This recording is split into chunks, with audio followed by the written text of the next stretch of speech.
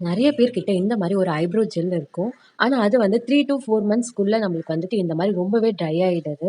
YouTubeலலாம் search பண்ணி பார்த்தீங்கன்னா, hot வாட்டர்ல இத அப்படியே போட்டுருவாங்க. போட்டு ஒரு 10 மினிட்ஸ் கழிச்சு எடுத்து யூஸ் பண்ணலான்னு சொல்லுவாங்க. ஆனா நான் அத ட்ரை பண்ணி பார்த்தேன். எனக்கு ஒர்க் அவுட்டே ஆகல. ஹாட் வாட்டர்லாம் இல்லாம குயிக்கா எப்படி நம்ம சரி பண்றதுன்னு பார்க்கலாமா? இது ரொம்ப காஸ்ட்லிலாம் இல்லங்க. நெறைய பேர் வீட்ல இயர் ட்ராப்ஸ் இருக்கும். இல்லன்னா ஷாப்ல வாங்கிக்கோங்க. இந்த இயர் ட்ராப் ஒரே ஒரு ட்ராப் அந்த ஐப்ரோ ஜெல் ஓரமா ஒரு ட்ராப் விடுங்க. தென் ஒரு குச்சி எடுத்துக்கோங்க. அத எடுத்து நம்ம விட்ட அந்த ட்ராப் சைடுல நல்லா மிக்ஸ் பண்ணிக்கோங்க.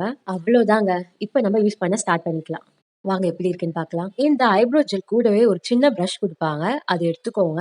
லைட்டா ஜெல் எடுத்து நீங்க ஐப்ரோல போட்டு பாருங்க. ஸ்டார்ட்டிங்ல நீங்க வாங்கும்போது எப்படி இருந்துச்சோ, அதே போல ஜெல் பேஸ்ல இருக்கும். நீங்க கண்டிப்பா ட்ரை பண்ணி பாருங்க. ட்ரை பண்ணி பார்த்துட்டு எனக்கு கமெண்ட் பண்ணுங்க.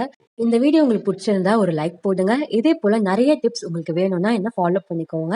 நெக்ஸ்ட் வீடியோல சந்திக்கலாம். Okay friends. பாய்.